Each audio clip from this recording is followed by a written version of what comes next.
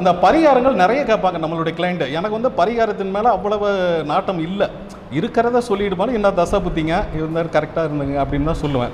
ஆனால் ஐயாவுடைய YouTube channel நான் பார்ப்பேன். பார்க்கும்போது பரிகாரங்கள் ரொம்ப எளிமையாக இருக்குது. ஒரு 5 ரூபா 2 ரூபா 3 ரூபா செலவெல்லாம் இருக்குது. இதெல்லாம் நிறையா நம்ம யூடியூப் சேனல் வள்ளுவர் வாக்கு இதெல்லாம் நான் பார்த்துருக்குறேன். இவர் என்னைக்காவது ஒரு நாள் நம்ம சந்திக்கணும், அவர்கிட்ட ஒரு ஆசி வாங்கணும், அவருடைய பேச்சை கேட்கணும், நேரடியாக நம்ம கேட்கணும். அதன் மூலமாக நம்மளுடைய கிளைண்ட்டுக்கு ஏதோ 1 2 சொல்லலாமே அப்படின்னு நினச்சிட்டே இருந்தேன். ஆனால் எனக்கு கால் ஃப்ராக்சர் ஆனதுனால கடந்த வகுப்பில் என்னால் கலந்துக்க முடியல. கரெக்டாக சாரோட வகுப்பு வந்துச்சு, எனக்கு கால் சரியாச்சு, நடந்து அப்படியே வந்துட்டேன். ஐயாவிட்ட கேட்குறேன். அற்புதமான, அதாவது மாரி முத்து அப்படிங்கிற பேருக்கு மழையாக கொட்டிக்கிட்டார் முத்துக்களை, அதாவது ஜோதிட கருத்துக்களை அப்படின்னு தான் சொல்லணும். ஐயா இன்னும் மேலும் மேலும் ஐயா இன்னொருத்தர் சொன்ன மாதிரி 1330 குறள் இருக்குது. அந்த குறளையும் ஜோதிட ரீதியாக வள்ளுவர் வாக்கு சொன்னார்.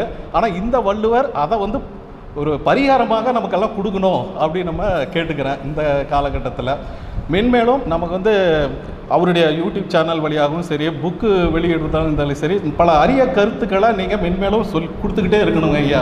அதுதான் எங்களை ஜோதிட மாணவர்களுக்கும் சரி, தொழில்முறை ஜோதிடர்களுக்கும் சரி, அது நல்ல ஒரு வரப்பிரசாதமாக இருக்கும் அப்படின்னு சொல்லிட்டு கேட்டுக்கிறேன். அனைவரும் வணக்கம். ரொம்ப சந்தோஷம், ரொம்ப சந்தோஷம். நல்லா இருக்குங்க ஐயா. ஒரு 1330 குறளில் திருக்குறள் எழுதினார். என்னுடைய இனத்தில் ஒரு திருவள்ளுவர் எழுதினார். நானும் என்னுடைய வாழ்க்கையில் 1330 பரிகாரம் எழுதி உங்களுக்கெல்லாம் சமர்ப்பணம் பண்ணிடுவோன்னு எனக்கு ஒரு ஆசை இருக்குதுங்க ஐயா. அது கூடி சீக்கிரம் நடக்கணும்னு ஒரு பிரார்த்தனை வைங்க. சீக்கிரமாக உங்கள் கைக்கு வந்துடும்.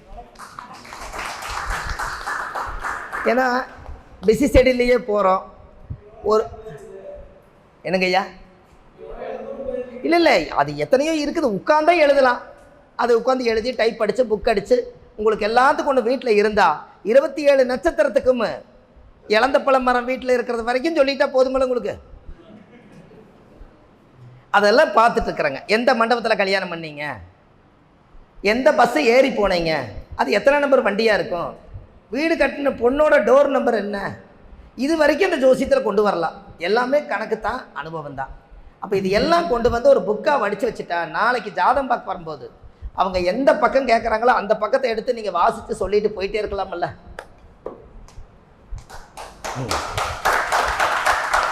அதுக்கெல்லாம் இப்படி எழுதுகிற பரிகார நோட்டுகளெல்லாம் ஒன்றா சேர்த்து வச்சு டைப் அடித்து அது புக் அடித்து உங்களை மாதிரி இருக்கிறவங்கெல்லாம் நீங்கள்லாம் வெளியிடுங்கன்னு உங்கள் ஆதரவு இருந்தால் ஏதோ ஒரு மாநாட்டில் வெளியிட்டு எல்லாத்துக்கும் ஒரு புக்கு கொடுத்தா வாழுங்காலத்தில் ஒரு பொக்கிஷமாக வச்சுக்குவாங்க. கரெக்டுங்களா? அது ஏன் 1330 குறள் 330 பரிகாரம் எழுதுறேன்னு சொல்கிறேன்னு சொல்லுங்கள்.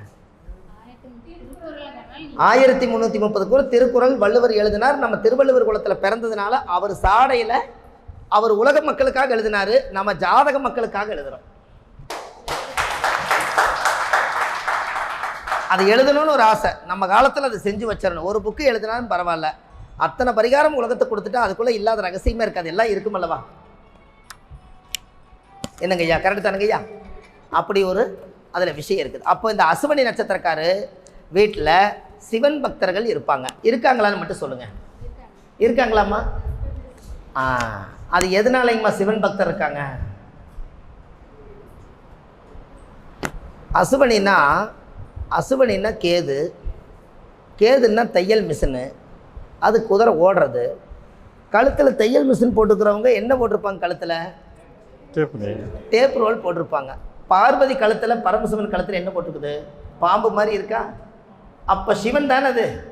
அப்போ சிவன் பக்தர் இருப்பாங்களா இருக்க மாட்டாங்களா சொல்லுங்க?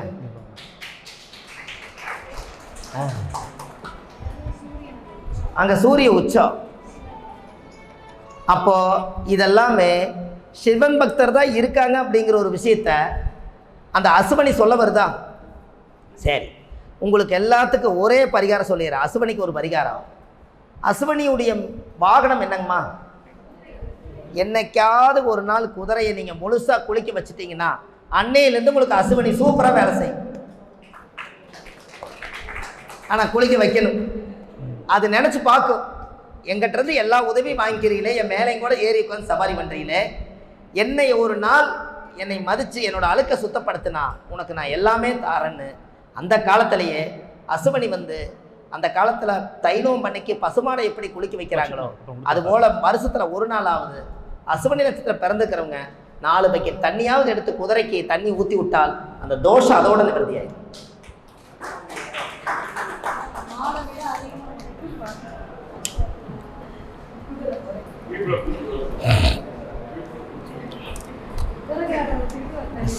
சார் அந்த ட்ரிங்க்ஸ் சாப்பிட்டாங்கன்னா குதிரை நுரை கொடுக்குறாங்களா இல்லையா? ட்ரிங்க்ஸை சாப்பிட்டாங்கன்னா ட்ரிங்க்ஸை நிப்பாட்டுறக்கே குதிரை நுரை இருக்குதில்லைங்க. 1 கிலோமீட்டர் 2 கிலோமீட்டர் ஓடிட்டு ஓடியாந்து வந்து அந்த குதிரை நுரையை வந்து ட்ரிங்க்ஸில் கலக்கி கொடுத்தாங்கன்னா தண்ணி ஓடுறது அந்த ஆள்கால் உள்ளே போகாது, வாமிட் ஆயிரு. அதனால் தப்பிச்சுக்குவாங்கன்னு அது அவ்வளோ வேலை செய்யும். உங்களுக்கு தண்ணி போடாமல் இருக்கிறதுக்கு ஒரு பரிகாரம் வேணுங்களா?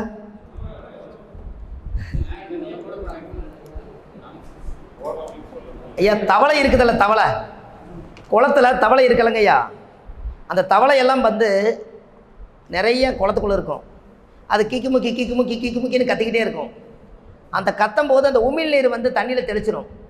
அந்த தண்ணியை போய் குடித்தாங்கன்னா ஆள்கால் உள்ளே போகாது. அதனால தான் அந்த காலத்தில் 5 மணிக்கு சபரிமலைக்கு மாலை போட்டு பெண்ணோட முகத்தவே பார்க்காம போய் 48 நாள் குளிச்சுட்டு வாங்கன்னு சொன்னாங்களா? இந்த 48 நாளும் போய் அந்த தவளை உமிழ் நீரை குடிக்க 48 நாள் ஐயப்பனுக்கு கடு விரதமாக இருப்பாங்க. போயிட்டு வந்தோடனே குடிச்சு பார்ப்பாங்க, வாமிட் ஆயிரு. இனிமேல் அந்த கிரகத்தை தொடவே வேண்டாம்னு விட்டுருவாங்க. கடைசியில் ஐயப்பன் காப்பாற்றிட்டாரு. இங்கே உமிழ் நீர் தான் காப்பாற்றிருச்சு. 48 நாள் குடிச்சதுனால அந்த ஆள்கால் உள்ளே போகாது. மனுஷன் அன்னையிலேருந்து குடும்பத்துக்கு காசு வந்து சேரும். இது அந்த காலத்தில் மறைமுகமாக எப்படி சொல்லி வச்சாங்க? குளத்தில் போய் 5 மணிக்கு தண்ணி கலங்காதுக்கு முன்னாடி பெண்ணோட வாடையே படாமல் போய் குளிச்சுட்டு வாங்கன்னு சொல்லும்போது எல்லா தவளைகளும் கத்துன அந்த உமிழ் நீர் போய் மேலால் பெட்ரோல் ஊற்றி விட்ட மாதிரி இருக்கும். இவங்க இருட்டுக்குள்ளே போய் தெரியாமல் 3 கை குடிச்சிட்டு வருவாங்க. இப்படியே 48 நாள் குடிப்பாங்க. இந்த 48 நாளும் குடித்த அந்த உமிழ் நீருடைய எஃபெக்ட்டு ஆள்காலுக்கு அது சப்போர்ட் பண்ணாது. எப்படி இப்போ நீங்கள் நிறுத்தணுன்னா நான் இப்படி குளத்துக்கு போகிறதுன்னு உங்களுக்கு ஒரு பிரச்சனை இருக்கும். அதுக்கு ஒரு பரிகாரம் சொல்கிறேன். தொட்டியில் தவளை கொண்டு விட்டீங்கன்னா அந்த உமிழ் ஊரை தொட்டிக்குள்ளே வந்துருமா? தொட்டி தண்ணி எடுத்து 3 வாய் தண்ணி குடிச்சிட்டு நீங்கள் குளிங்க. உங்கள் குடும்பத்துலேயுமே ட்ரிங்க்ஸ் சாப்பிட்ற நின்று போயிரு. எனக்கு ஐயா ஐயோ தொட்டி இருக்குது, ஒரு 4 தவளை விட்டால் உமிழ் நீர் வந்துடும்.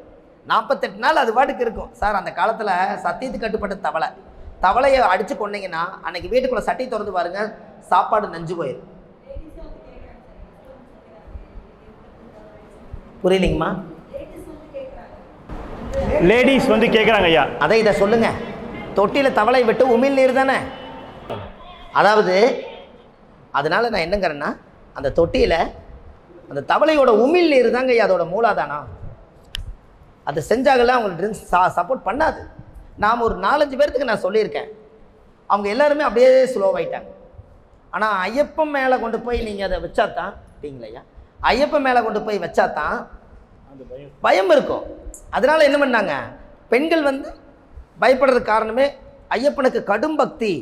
அதனால் நாமளும் தீட்டுப்படக்கூடாது, குழந்தை பிறந்த வீடு, வயசுக்கு வந்த வீடு, இறந்த வீடு எதுக்கும் போகக்கூடாது அப்படின்னு சொல்லிட்டு அவங்க என்ன பண்ணிட்டாங்க, அழுங்காமல் இந்த உமிழ் நீரை கொடுத்தாங்க. அந்த காலத்தில் குளத்தில் இருக்கிறவங்க அத்தனை பேர் குளித்தவங்க எல்லாருமே சபரிமலைக்கு மாலை போட்டு போனதுக்கப்புறம் என் புருஷன் தண்ணியே தொடரதில்லைங்க, ஐயப்பன் என்னை காப்பாற்றிட்டாரு, உண்மையாலுமே ஐயப்பனுக்கு ஒரு நன்றியும்பாங்க. அதுவே சரின்னு சொல்லிட்டு கம்முன்னு ஒதுங்கிக்கணும். ஐயப்பனும் காப்பாற்றினாரு, இந்த சயின்டிஃபிக்காக இருக்கிற உமிழ் நீரும் காப்பாற்றிருக்குது. எப்படி யாரையும் குறை சொல்லலை, அங்கேயும் விஷயம் இருக்குது, இங்கேயும் விஷயம் இருக்குது. அப்போ இதில் ஜாதகத்தில் நம்மளுக்கு தெரிஞ்ச விஷயம் என்னென்னா, யாருக்கெல்லாம் கெட்டு போய் சம்பாதிக்கிற காசு வீட்டுக்கு வராமல் ரோட்டில் கிடக்கிறார் அவர், ஒரு மனுஷன் எந்த இடத்துல என்ன அடிபட்டு போகுதுன்னே தெரியாது. கட்டின மனைவி இங்கேருந்து நம்ம புருஷன் சம்பாரிச்சிட்டு ஊடு வந்து சேருவார்னு நினைப்பாங்க. இந்த ஒரு வாரத்தை கிடச்சி அவர் ட்ரிங்க்ஸ் சாப்பிட்லின்னா அந்த குடும்பத்துக்கு 3 நேரம் சோறு கிடைக்கும். என்னங்க ஐயா, அதனால தான் இதையெல்லாம் நம்ம தெரிஞ்சு வச்சுக்கணும் அப்படிங்கிறதுக்காக சொன்னேன். அப்போது அந்த விஷயங்களெல்லாம் நீங்கள் தெரியும் போது ஆட்டோமேட்டிக்காக அது வேலை செய்யும். இப்போ இந்த பரிகாரங்களெல்லாம் நம்ம சாப்பிட்டதுலேருந்து உட்கார்ந்ததில் நீங்கள் யாராவது தூங்குனீங்களா ஐயா? தூங்கலை, சரி ரைட். இன்னும் கொஞ்சம் பரிகாரம் சொல்ல வேண்டியது வருங்க ஐயா. அதான் டீ சாப்பிட்டு சொல்லுவோம் ஐயா. டீ சாப்பிட்டு இன்னும் 2-3 ரகசியமெல்லாம் இருக்குது. மணி 4 மணி ஆயிடுச்சு. காலையிலேருந்து நம்ம பரிகார கிளாஸாக சொல்லிகிட்டு இருக்கோம். அதனால் எப்படி இன்னொரு 1 மணி நேரத்துக்குள்ளே முக்கியமான விஷயங்கள் இன்னும் 2-3 விஷயத்தை ரகசியத்தை பார்த்துட்டு அப்புறம் உங்களோட எக்ஸ்பிளைன் எல்லாம் சொல்லுங்கள். எல்லாத்தையும் நம்ம கேட்டுக்குவோம். சரிங்களாம்மா?